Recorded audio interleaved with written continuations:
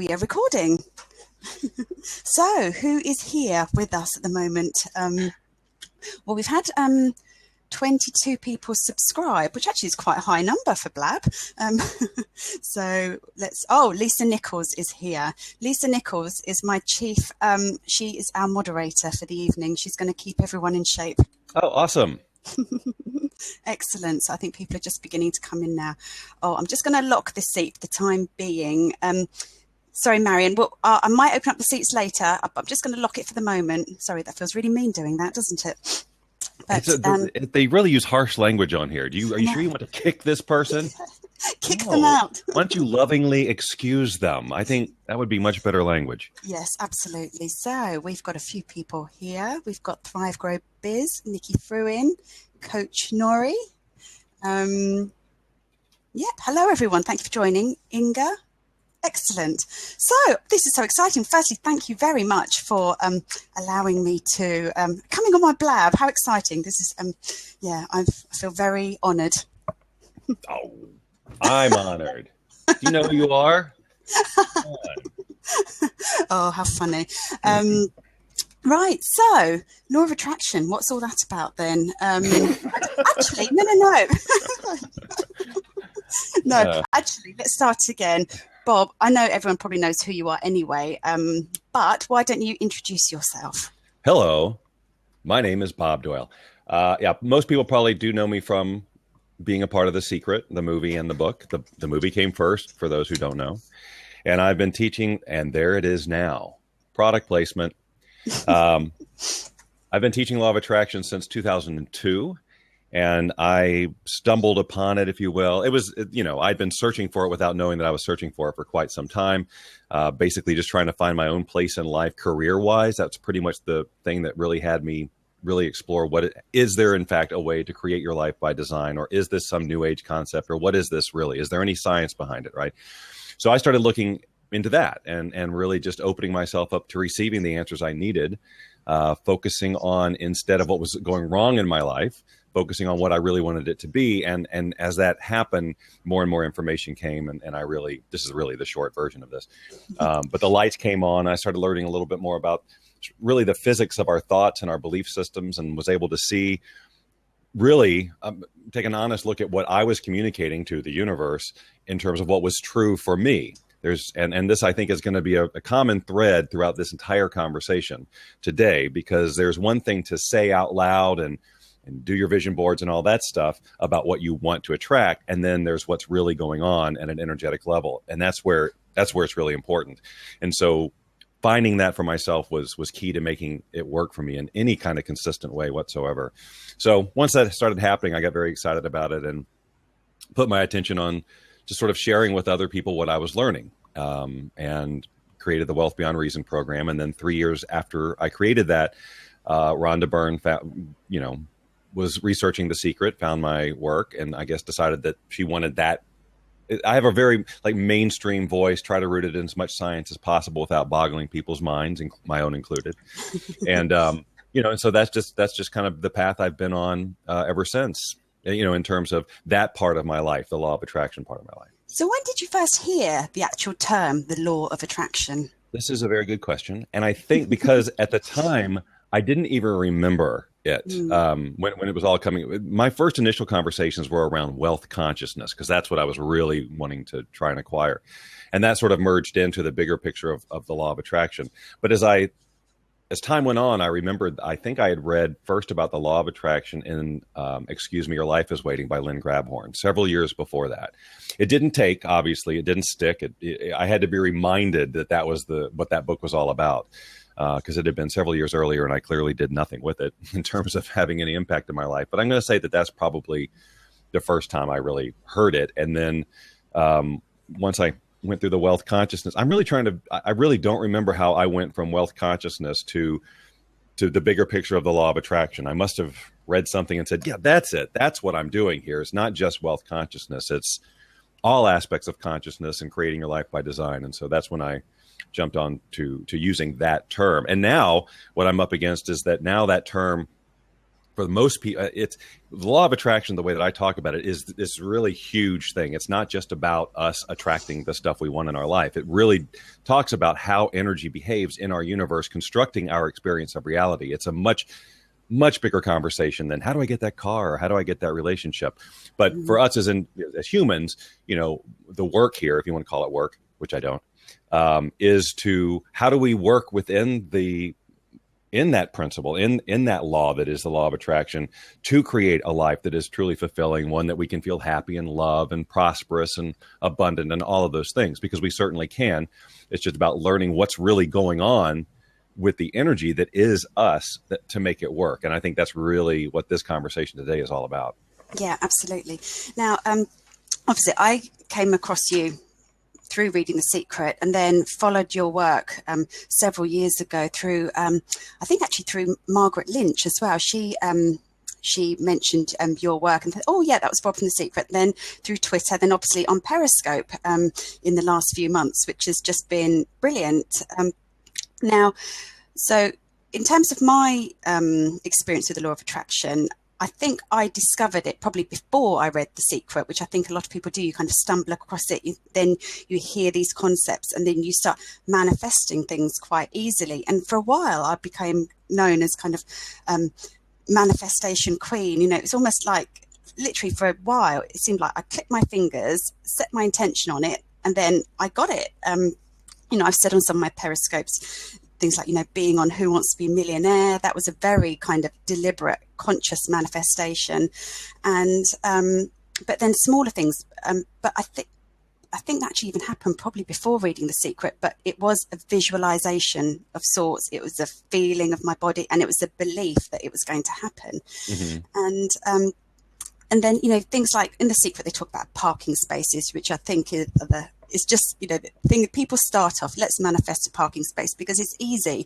You have no attachment to the outcome, right? And you don't care if it happens or not. And I think that was the attitude I had with Who Wants to Be a Millionaire. I had no attachment to being on it.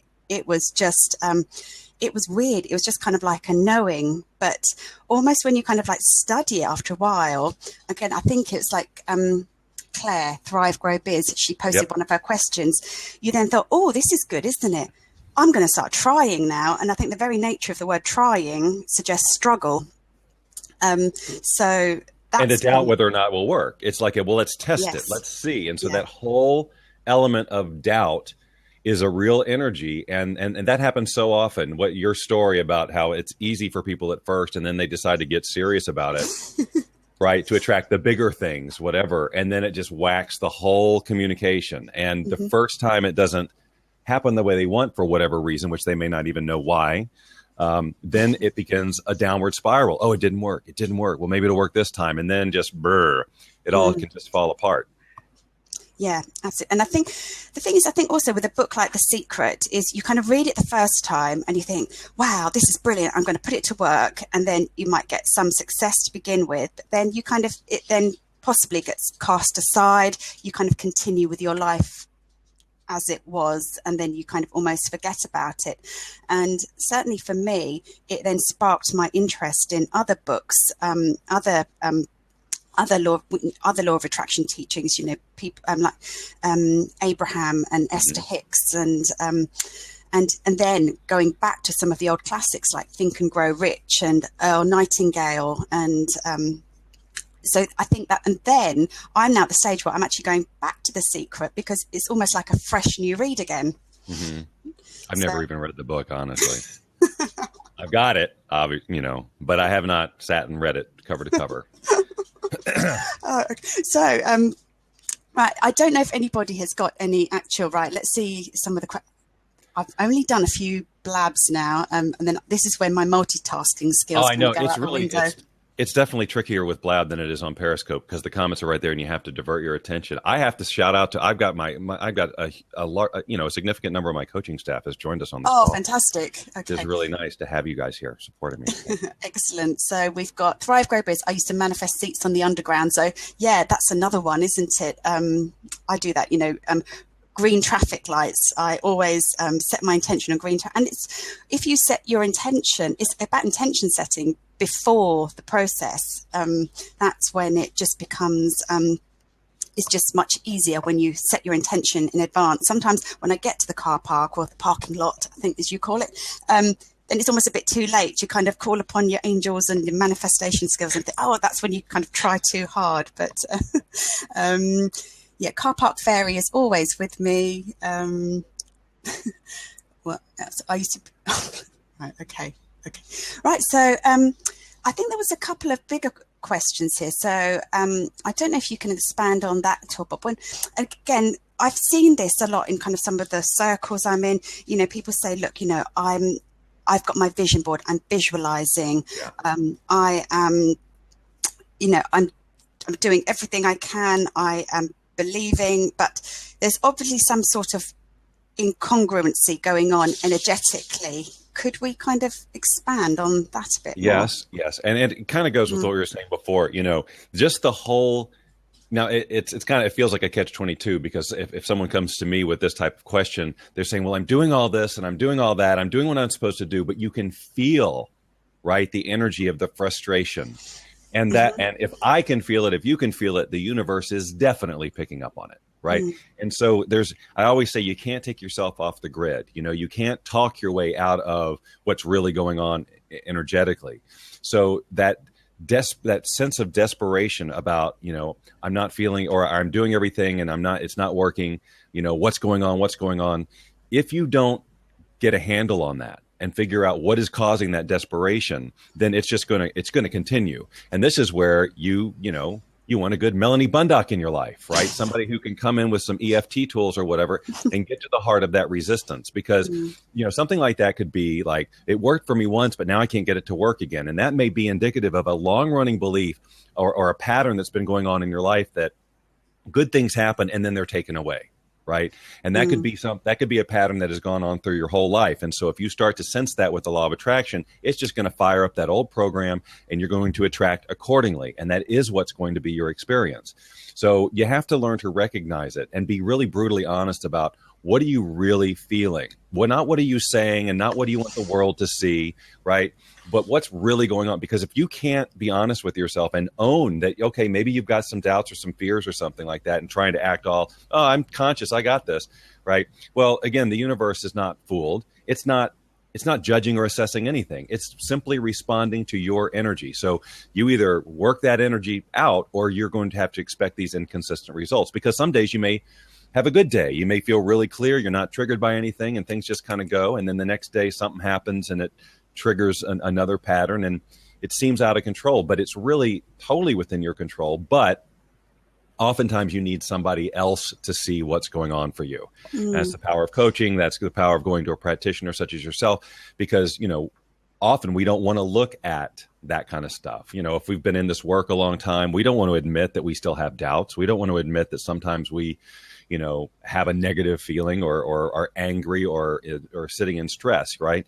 We don't even want to admit it to ourselves, let alone somebody else. But if you can't do that, then you will just stay stuck until, you know, you have the next good day. But then it's all just chance, you know, and then it's going to seem very inconsistent. And I think that's what happens for people who have some success with it and then end up like not doing it anymore, because they end up having inconsistent results. Because look, if it worked all the time, why would you ever stop? Why would you ever stop? You would wake up, you'd set an intention for your day, you'd visualize it, you'd feel it, and then you'd experience it or something better, right? But the first day or two that something doesn't go the way you plan, then you go, oh, I guess it was just luck, and oh, well, I'll just go back to my old way. And now you just, and that pattern, that system that's been running your whole life, you know, it's going to be very easy to readopt because you're very familiar with it, right? So yeah, you really have to be mindful at first when you start with this work, you know. What's the word? What's a better word? You know, not work, because that whole concept of working on it just really. It's like it becomes a way of life, I think, and a practice. And again, it's like I say quite often to my clients or people, like if you decide I want to run a marathon, you're not good. If you're unfit and you've not done a day's exercise, you cannot physically run a marathon tomorrow. You need to train, you need to exercise, and you need to kind of get yourself prepared for it. And I think the law of attraction, For me, it seems a bit that way. It's kind of something you have to work at on an ongoing basis, and you be consistent. Be consistent. Be consistent. Get better. And it comes from, so Lisa has posted this question from someone, and it's that, not believing. Like you said, there's the believing. And I get here's the thing. There's belief, and then there's knowing. Okay. Yes. This is a distinction that I got admittedly from one of my great mentors, Andy Shaw, in his Bug Free Mind books. But the difference between believing and knowing is huge when it comes to energy. If you believe something, there's actually a little bit of doubt built in there somewhere. If you know something, it's none of that's there. Well, I believe in the law of attraction. That's a lot different than, oh yeah, of course I know the law of attraction because whatever. And that's why when, in all of my courses or whatever, we set that foundation of the science piece of it. So no one has to keep wondering, is this for real? Am I being duped? Is this just new age? What is this?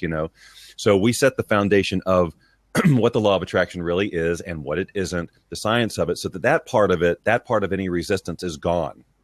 And then they can just start owning, well, then great. What's my inspired vision? What is this? Why must I do this vision that is so important that's going to draw me in there? But if people are still hung up on, well, I'm not even sure if this works, I believe it, because they want to believe it, that's completely different than knowing. So if people are struggling with it, I say, you got to just do whatever you got to do to get that knowing, because otherwise it's always going to be hit or miss. Yeah, absolutely. And sorry, there's another question that's disappeared. I'm so grateful for everything I have. 3 kids, another on the way. Why is everything around me so tough? I have really tough money struggles, no matter how hard I work at it. So I'm wondering, how often do you tell yourself that every day? How often do you sit there and commiserate with yourself about, I'm doing all this stuff, I'm so grateful, but everything around me is so tough. Now, look, I understand why you're doing it, because that is your experience. Right. But you also have to realize that by reaffirming it every day, you're actually creating the evidence. It's not the other way around. OK, something happened somewhere to shift a vibration. You can be grateful for things and still also have, deep-seated beliefs around that things have to be tough, or I don't deserve it, or what. I don't know. I don't know you, so I don't know what those things might be. But I can tell you for sure that if things keep coming up around you, that, everything around me is so tough, this is a consistent conversation that you're having with yourself and the universe energetically. And we need to get down to the root of that. Like, when did you see this pattern first show up? Where might this have come from? And then you can, maybe do some EFT around that or some other releasing. But it's going to take some persistence. But I'm telling you that although to ask a question of somebody who can help you, you want to set the context by saying everything around me seems so tough. But you might say, why does everything seem so tough, rather than why is everything so tough? A little change of languaging. Why am I experiencing things as tough, as opposed to everything is tough? Creating this, well, this is just what is. Things are tough, right? And if you believe that or know that, if you have that strong sense, then you will attract the evidence you need to confirm that, yes, everything around you is tough, even though there are other people in this planet sharing the same air as you who everything is not tough. So it isn't and is that everything is tough. It's your experience. And if it's continuing to be your experience, just know, okay, well, I've got a pattern running that somehow I am inviting tough. What is that about? And just to play devil's advocate here, because somebody else has just asked a question, somebody says, what if it is tough? What if my reality is really, I'm not saying that Simply Ruby it's quite that bad, but some people are in pretty crappy situations. No, absolutely. It is tough. You are experiencing it as tough. And I'm just saying that if you have the experience, now, first of all, tough and all of those things, emotions are a choice. We can have challenges and we can learn that this situation, like if there's money problems, then that's tough and I'm going to feel this way, right? Or health situations. We learn these responses for situations, then we call them tough. So that's the first thing to know, that we have defined it as tough. It is what it is. We say it's tough or it's hard. I'm not denying that you're having experiences that you experience as tough. That, of course you are. A lot of people do. So it's not about saying that, negating your feelings. However, you have the choice to perpetuate those feelings and say, no, see, I'm right. It is tough, which if you want to cling to that and argue for it, just know what you're doing energetically to yourself. and that it's time to change your conversation, your predominant conversation. I'm not saying that by changing your words, all of a sudden everything's going to not seem so tough anymore, but you want to start shifting the energy from focusing on how tough things are to a vision where things aren't tough, to a vision where things are effortless and flow with grace and ease. So you have all the gratitude that you have, and the day just flows. Like, you have to know what that looks and feels like if you want to attract it. But if all of your attention is on, no, see, this just keeps happening. See, Bob, I'm telling you, then all I'm saying is that, you know, if you're going to argue for that, then it's going to be easy to win that argument. So what would be your kind of number one top tip? Just say things are just bad. You know, I am, not me personally, hypothetically, I'm feeling really rotten. Everything, you know, I've got no money. My business has gone down the pan. My marriage is broken up. Just all these kind of things are going on. What would be kind of the first baby steps to kind of dig yourself out, really? First? So breathe. Right, because we get caught up in that spiral. Even just when you were saying that, it's like, I'm not describing me, by the way. Right. No, I know, but you know, a lot of people can relate to pieces of what you said for sure. What you need is something to take you from that feeling of yuck and move you into a feeling of being inspired. And look, depending on how deeply you are into that stuck feeling, it could take a while and feel very uncomfortable. Your ego is going to scream at you because your ego, you know, it's not serving you, but it feels comfortable with the stuckness. It can point and be right. It can say, yeah, things are tough and yucky, yucky, yucky. And so the ego is all actually very strong in those moments. And so if you start to try to create something that is inspiring, it's completely contrary to what your ego is used to, it's going to be wildly uncomfortable. And this is one of those times when it's really going to be super important to have some sort of release technique at hand. But the first step of this whole manifestation process, to have it feel good and have it feel like what you really want, is to get really super clear on what you want. And again, it's said over and over again, not to look at what you don't want. You can use that as a jumping point, but to focus on using the law of attraction to fix a problem just affirms the problem. Yeah. So you have to shift, and it's natural. We're this is how we've been taught to think. We've got a problem. Let's focus on it to solve it. That's not how this needs to work, though, with the law of attraction. What you need now is a vision that inspires you. And I alluded to it before. You need a vision where you can answer the question, why must I do this? Especially if you're dragging yourself up from someplace very deep. Because just having a vision that's like, well, I have a little bit more money, or this is a nice house, that's not strong enough. You need to get to the point where this vision is bigger than you, where you have all aspects of it covered, not just a dollar amount or not just a house or a relationship. What's the whole life look like? Yes. You know, and it's going to be a process, because you're going to have to stretch out of your comfort zone so dramatically, if you are one of these people who's stuck at the bottom, that it's just going to feel uncomfortable and unnatural even to begin to write this vision, because your ego is going to go, what are you even trying? Right.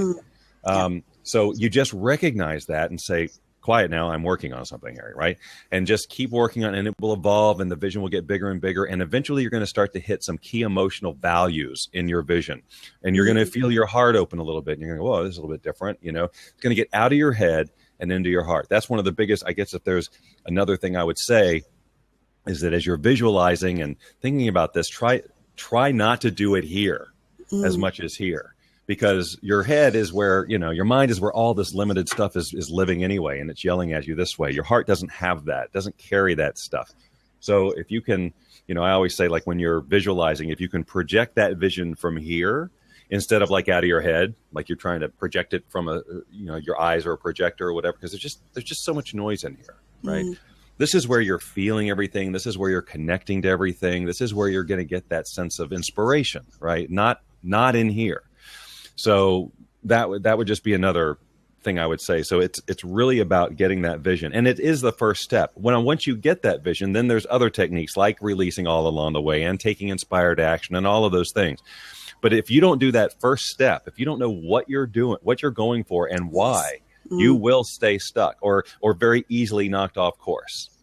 Yeah, well, you haven't given the universe the focus. So, yeah, absolutely. I think that is definitely the first point. What do you want yeah, what do you want? I think that is the key question. I love what you said about having the whole vision, the whole complete vision, because I think that's something I wanted to come onto a bit later. Certainly for some people, you kind of think, well, this part of my life is going really, really, really well, but this part is looking really crap. And but I think what you've just said about looking at what does the big vision look like, the inspired vision, I think that kind of answers that question, really. Yeah, because look, people, if it's all, you mentioned it before, it's all about attachment. If we get attached to something or some specific aspect of our vision, like it has to be this way, or this is the hard part, or this is the big part, it whacks the whole thing. And a lot of times people will create these piecemeal visions like, well, I want that person, I want that money, I want this house, without even looking at, can this actually even live together? Does this even make sense? Can this actually happen? This person's in California. My dream house is in the Netherlands. Whatever. Is not thinking about creating a picture that actually works. And then that can cause problems because logically it just doesn't even compute. So taking that time to do whatever, like get yourself out of the environment that's spiraling you into the abyss. If it's your home, if it's your office, take some time, go away, go to the beach, take a walk, whatever, someplace where you can create with a clean slate and just start dreaming again. Be childlike about it and no limitations, no rules, no worrying about, well, how will this make me money? None of that is allowed because that's just the mind. That's the ego trying to figure things out. Not going to work, or at the very least, it's going to slow you down dramatically. You want to approach all this with a great sense of wonder and awe because it is wonderful and it is awesome what we have the ability to do as human beings.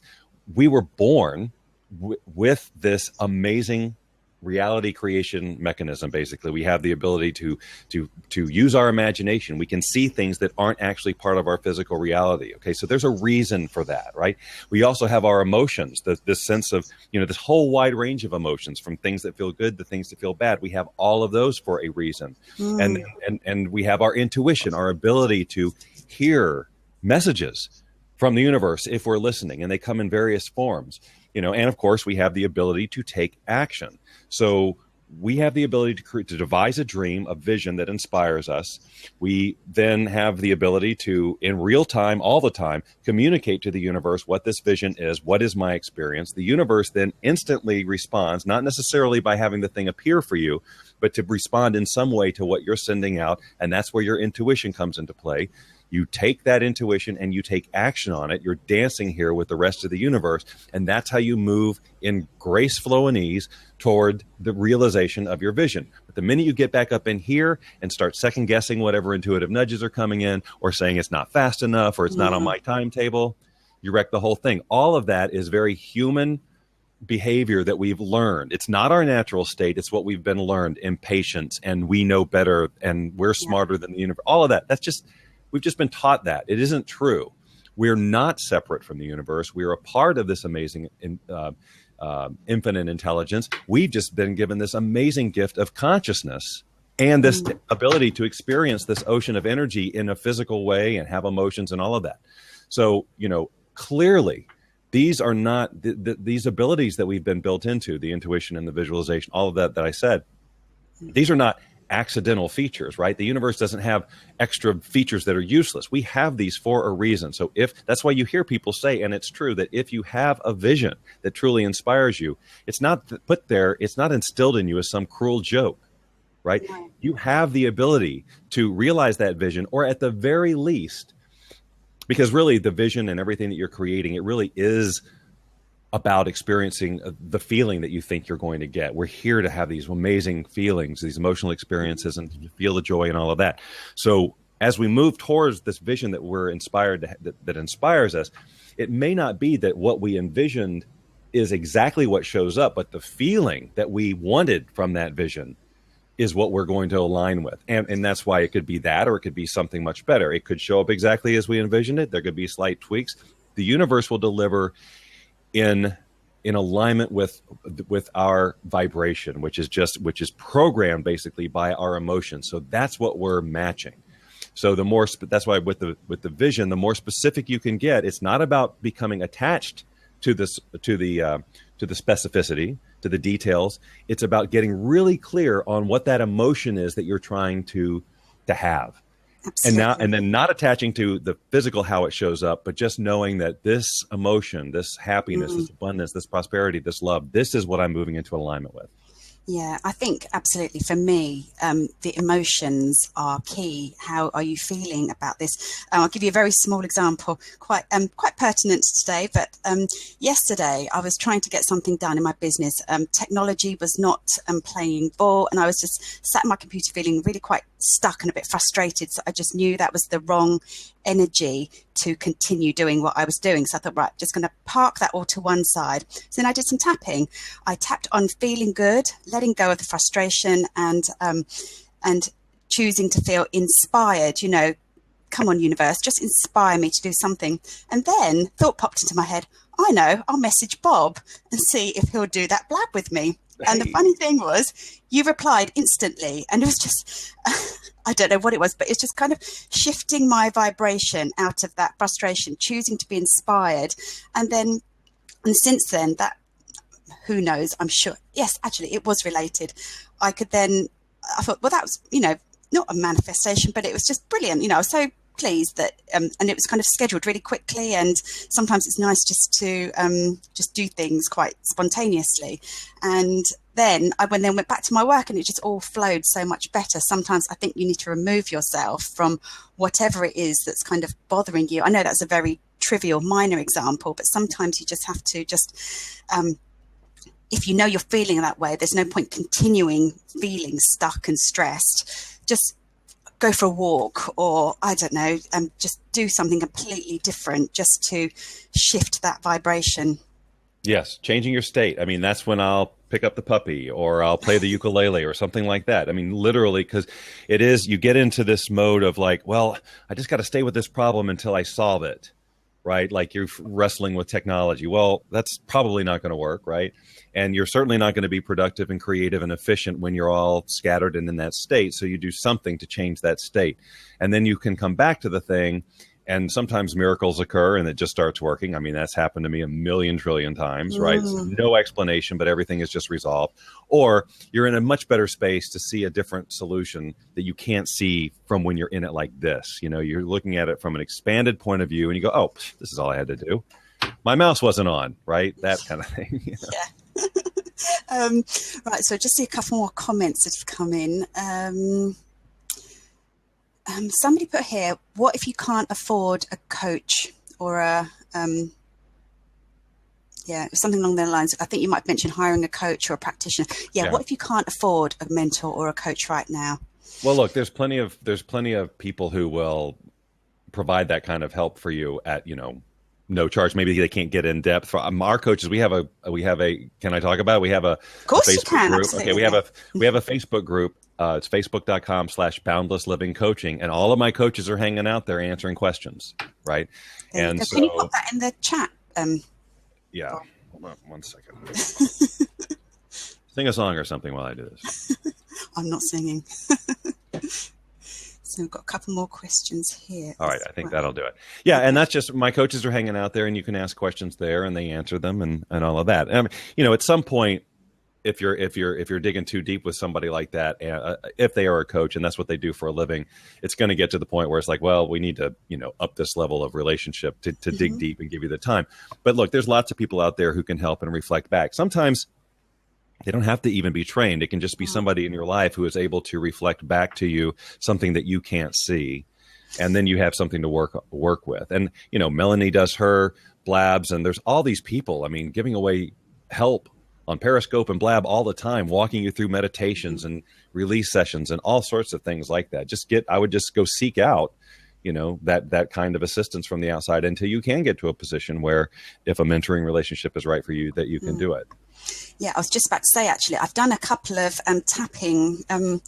blabbing tap-alongs where I've actually asked people to bring their questions and we do public tapping together. So Ruby, I'd be more than happy to do that with you. The only thing is it is quite public and as long as you're happy to do some public tapping, then I would be more than happy to do some tapping with you. Yeah. So just send me a message if you want to do that and we can set a blab up. So I'd be very happy to do that because I'm sure just by us tapping will help not only you but many other people feeling the similar way as well.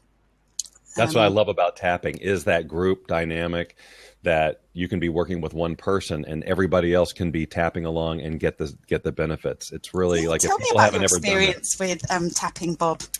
So I resisted it for probably the first year or so that I learned about it because it seemed silly and I didn't get it. Yeah. But I also didn't try it. So the moment you know who Brad Yates is? Do I know who Brad Yates is? Funnily enough, I said the same question.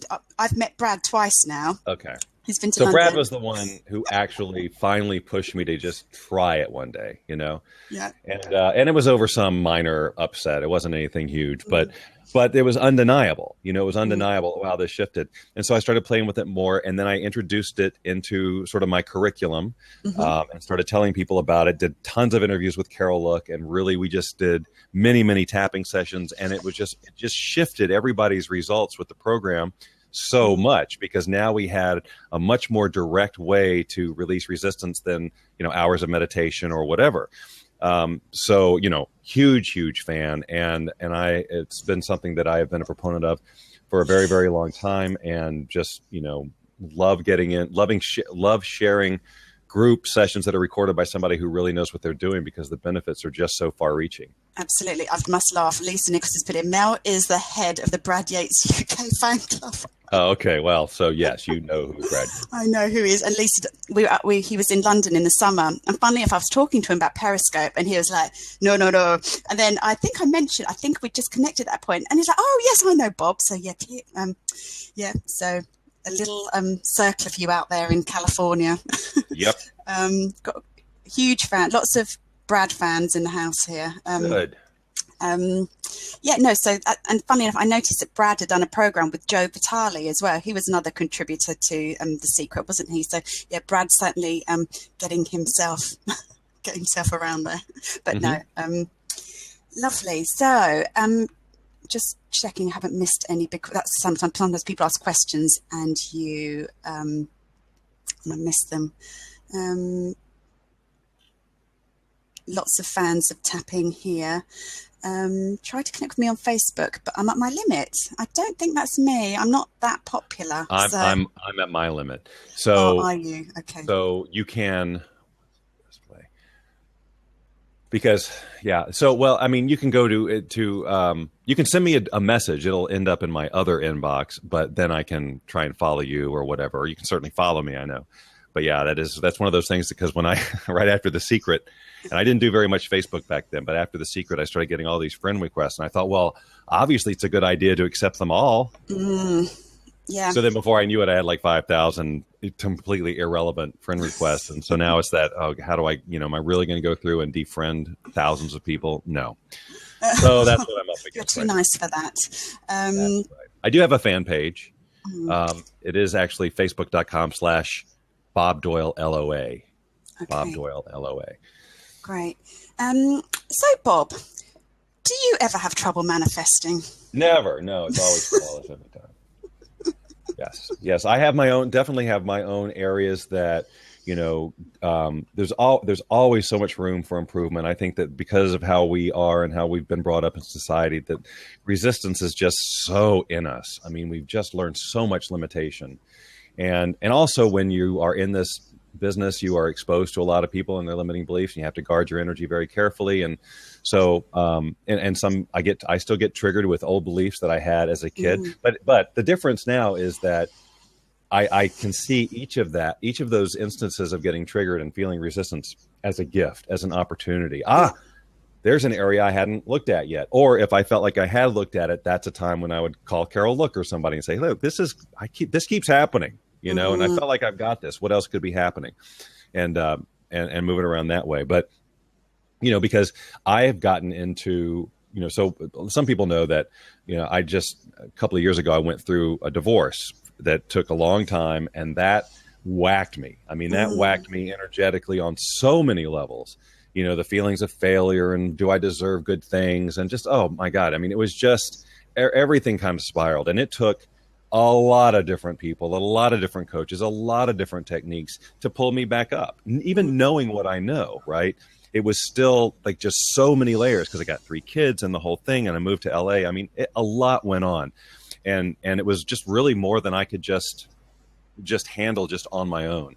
Yeah. So, that was, I struggled a lot during that time. I mean, I kept my head just barely above water, but I needed to go through that, I think. I mean, I think that all the different things that I've been through that have been quote unquote tough, have always ended up being a good thing in the long run in terms of making me stronger, giving me more realizations, getting to know myself better. But because I'm also in the position where, at least for now in my career and for the past 15 years or so, have been a person who takes what they learn and turns it around, to try and teach people now here's how to get through this. That unfortunately, the more of these really traumatic or whatever significant energetic events that happen in my life, it does give me the ability to help people now on a level that I couldn't before, because I could sort of understand what they were telling me, but having lived it, and it's a just different level of empathy and being able to say specifically, well, this is what I did to get through this.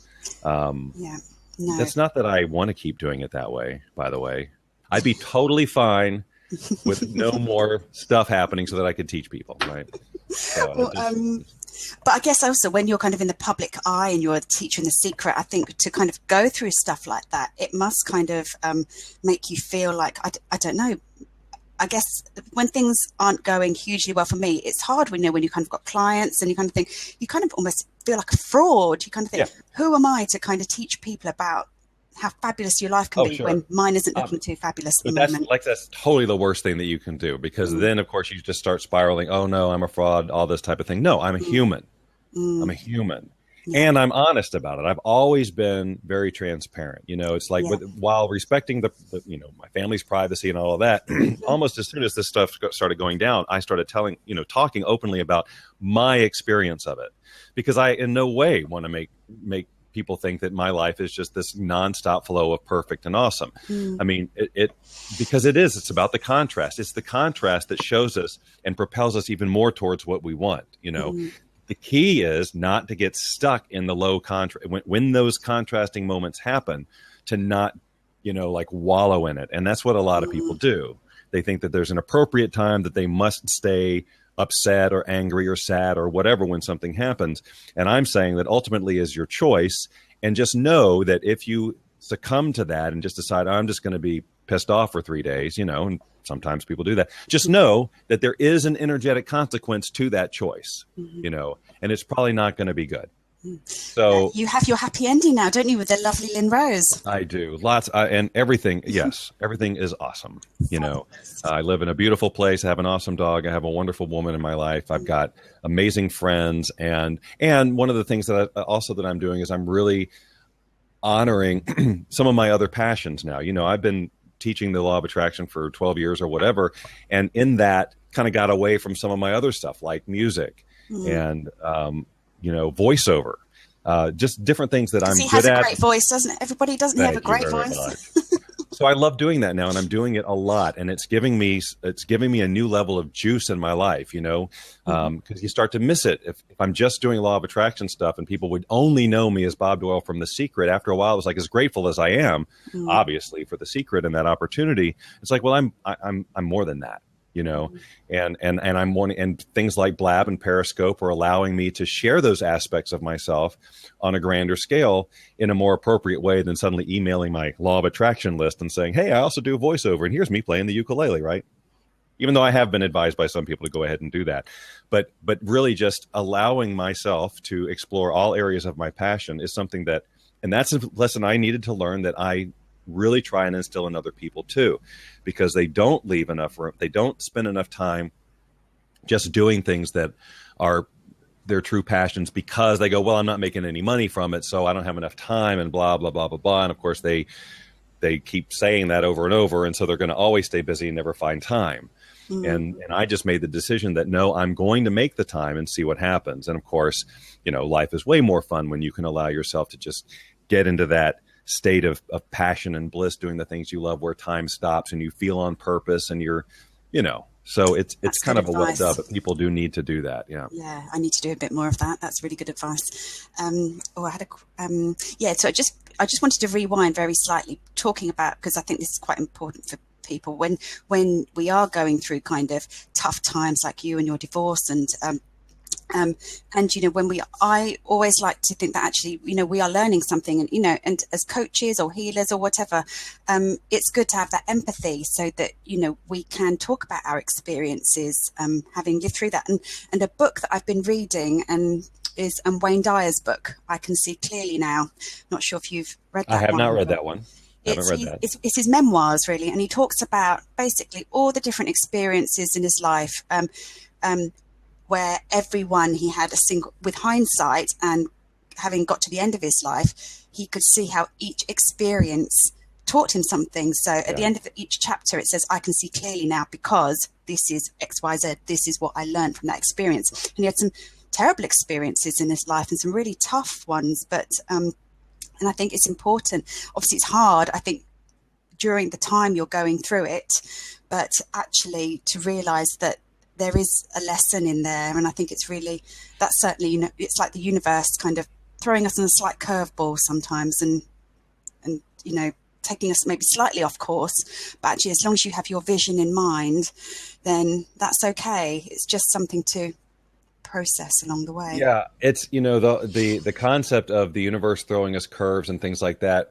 I just want to be really careful when I talk about it in terms of language like that, because that seems to imply that the universe is up here plotting my destiny as opposed to what's really happening, which is I'm throwing myself the curves. Yeah, there's something within me that's throwing the curve. I am bringing myself into a learning experience, or not, depending on what I do with it when it shows up. I am the one broadcasting something that is resulting in something showing up in my life. And then when it does, I make the decision on how I'm going to feel about it, whether or not, oh, this is so challenging, or this is really hard, or this is whatever it is. But that's actually very empowering, because the minute you give up any of that to like some unseen force or whatever, then it's like, well, anything could happen. How do I know? It's just chaotic. It's not about that things aren't going to happen to you that are quote unquote out of your control. But knowing that somehow you're in vibrational alignment with them gives you the opportunity to look at, well, what could I shift in my vibration to maybe prevent that from happening so much, like that I actually have resistance towards this bad thing happening, as opposed to allowing it somehow. There's so many back doors where things can slip in, and it happens because we watch the news or we watch movies, and things and ideas get into our head. It opens up a whole world of possibilities of things that can happen to you, or that you can hear about, or whatever, because of the choices that we make to expose ourselves to certain ideas or visuals or whatever. And just knowing that, okay, well, maybe I don't want to do that so much anymore. Maybe I want to limit my exposure to all the negativity so that I can have a positive experience and give the best of myself out in the world and contribute the most value and make more people happy, or whatever it is that you want to do.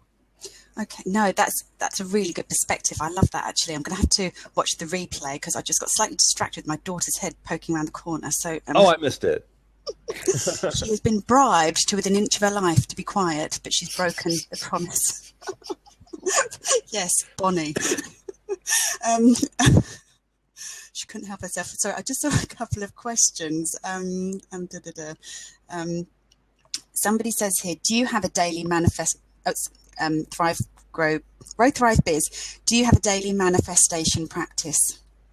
I used to have a more formal one, and now I think, because I've just been doing this so long, it's really about just trying to be in constant awareness and present, with what's going on in my head and what my emotions are doing and where do I have my focus.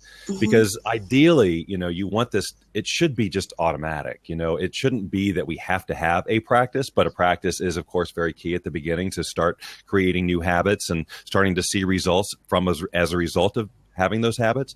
But I think ultimately what you want to do is just be a manifester, in every moment to the extent that you can. But look, to start, then yes, I think, you wake up in the morning and lots of people, there's so many different things you can do, but certainly gratitude is a big part of it.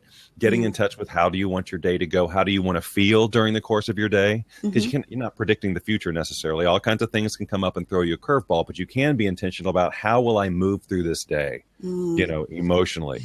Can I feel abundant even if I get a pile of bills or something, or an unexpected expense?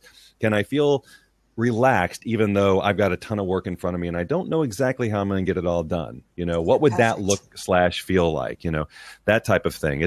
But again, I can't, if there's anything that I would really want people to practice, that is presence, being here now, because we spend so much time worrying about this over here or fretting about that back there, that for a lot of people, it's very rare that we're right here. And this is where everything's happening. This is where you're having your experience of life. This is where you're sending the communication to the universe about what is true for you. Yes. And if your thoughts are out there, you're creating all kinds of, you're not here. And this is where the juice is, really. So if there's anything that I could really suggest to people is to take on some sort of practice on learning how to be present. And there's there's super simple ways, just by like taking the time to notice 5 things in your space, that brings you here right now. Another great one is just asking yourself, am I present right now? And to be able to answer that question, you got to say, you got to be present to answer.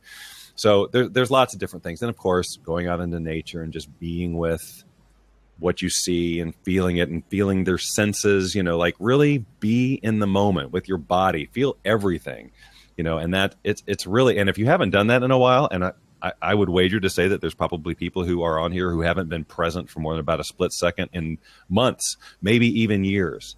And to shift into what that feels like and go, whoa, it's a totally different feeling, when you're not worried about this or you're not stressed about that, because all that happens. If you're stressing or you're worried or you're feeling fear or any of that, you're not present because you can't feel that in the moment.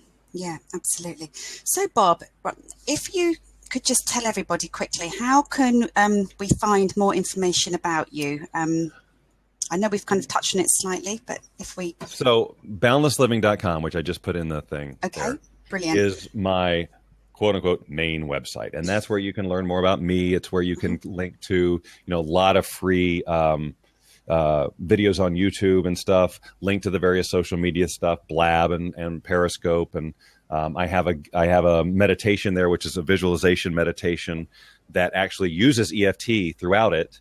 Wow. So that you are tuned into your vision on every sensory level. You're walked that whole thing, and you're doing EFT throughout it. There's a video version and an audio version, and then there's some information about what EFT is if you're not familiar with that. And you can get that if you go to the site. It says something like "Get your free gift from Bob Doyle," and that's what that is. So yeah, lots of information there. That's a good. And you have a team of coaches. Do you coach yourself or? I used to do a lot more one-on-one coaching. The whole reason that I got these coaches certified and trained them, and they're excellent, is so that I could put my attention on doing other things, because anyone who's a coach knows that that's quite a time commitment. And because there are so many other things I want to do personally in my life, I needed to free up that space. But at the same time, I wanted these coaches to be as able to duplicate how I would do it as possible, obviously with their own style and their own personality and all of that. But the principles and things, like I didn't want, like too new agey woo-woo stuff that doesn't relate to how I do it in there, because then it wouldn't be congruent. So what started out as a 6-month certification program has gone on to almost a year for various reasons. But a lot of it is because we decided to start this coaching organization. And that's another, if I can write that down too. Do. boundlesslivingcoaching.com. That's where people can go to, basically apply to have a conversation with one of our coaches, just to see if coaching is the right option for them, because it is definitely not for everybody. I mean, not everybody is ready for the financial commitment, the time commitment to be able to move through stuff when they're stuck. I mean, obviously the coach is there to help facilitate that, but you have a conversation with one of these guys and you're gonna say, okay, yeah, I'm ready, or I'm totally, that's not yet. So, but yeah, I'd invite anybody to explore any of this stuff, obviously. Yeah, brilliant. Somebody said, off topic, what mic are you using, Bob? Actually, I'd quite like to know that as well. It looks very interesting. It's just an older mic. It's a MXL. I don't have my glasses right now. I got it dirt cheap years ago. Does nobody want to know about my mic? Yeah, I'm actually on the verge of upgrading all of this because I am doing so much more voiceover. I can't believe I'm getting away with it with this mic, but it's pretty good. MXL, I just can't focus on the numbers because I don't have my reading glasses. And I just, and I have 9 pairs and not one of them Not one of them is in this room. Now, have you heard I haven't done it myself, but there are EFT practitioners out there who help improve eyesight. Have you heard about that? Carol, look, has one. Oh, does she? I didn't know Carol does. I know that. Yep. And I haven't done it, obviously, but I mean, she's had it for years. I may even have it somewhere, but that is really interesting to me too. That whole idea, like how much of this issue with my eyes recently. I mean, yes, I just turned 50, so Happy birthday! Happy birthday! Thank you very much. So yeah, that can shift. But I often wonder: is there some resistance related thing to, is it related to vision? Do I need a bigger vision? You know what I mean?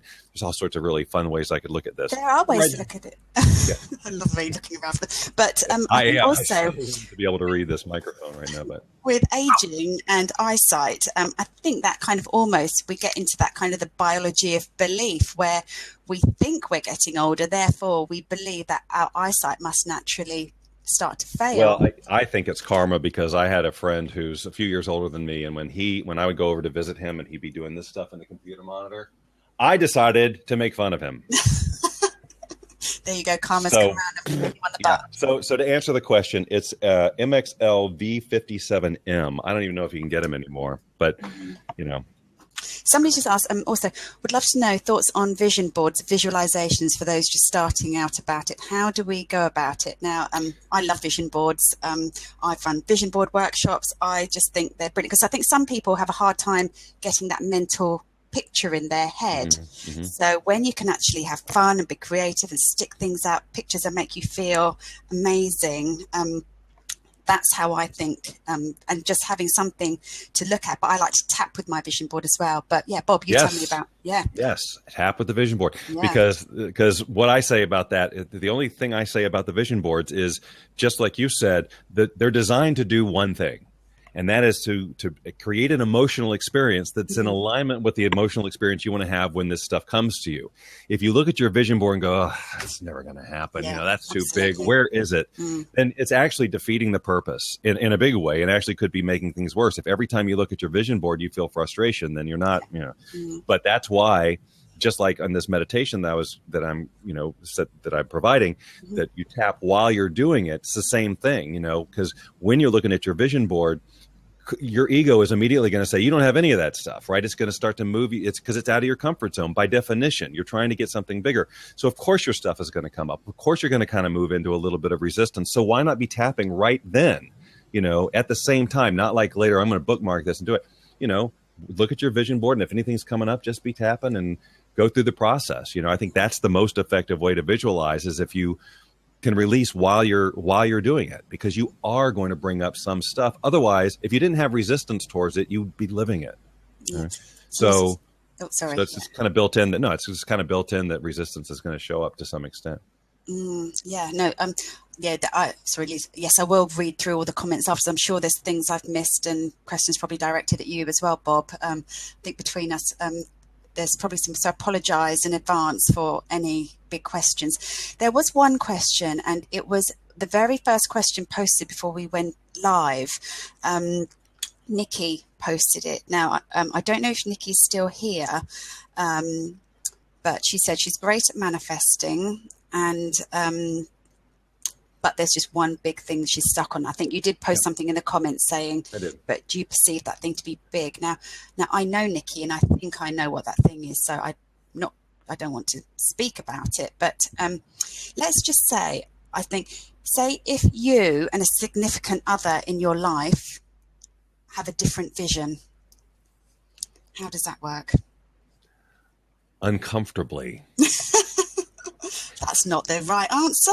It's not the answer people like. No. I can tell you that for sure. That's one of my biggest questions that I've had through the years is like, well, what if the people close to you in your life aren't on board with your new direction? Yeah. Well, I can certainly relate to that. So you can't want it for them. No. And at this point, you have to make a decision. Whose life am I going? Now, look, there's compromise in every relationship. That's one thing. I'm not talking about a little bit of compromise here and there. I'm talking about a fundamental, for me to be me and who I am and do what I'm here in this world, I need to go this way. And if I don't, then I'm living to your expectations or their expectations or somebody else. You've basically just given up your life. Now you're just going to stay alive and try and make people happy and comfortable. That's the decision that you have to make. So yeah, it's tough, and it's not the answer that people want. It's not like you can go, well, just visualize this way and they'll change their mind. You have to follow your path. And that doesn't necessarily mean that all relationships are going to end, right? Sometimes a person just needs to see that you're actually going to do it. You know, like maybe you've talked a big game your whole life and they're resistant or whatever. Well, now you're really going to go do it. And you stick to it, even when it gets tough. Then you become an inspiration. And if you don't become an inspiration, then clearly this relationship has evolved. Okay. And again, you can make the choice. Do you stay and compromise the key aspects of what's important to you? Or do you do what you have to do to go and live your life? And just remember, and again, I'm not advocating any sorts of breakups and things like that. I am saying, though, that you have the choice to make. Am I living my life or am I living someone else's? And also know that everyone who's in your life right now, coworkers, spouses, friends, they're all there appropriately. You have been in alignment with these people, otherwise they wouldn't be there.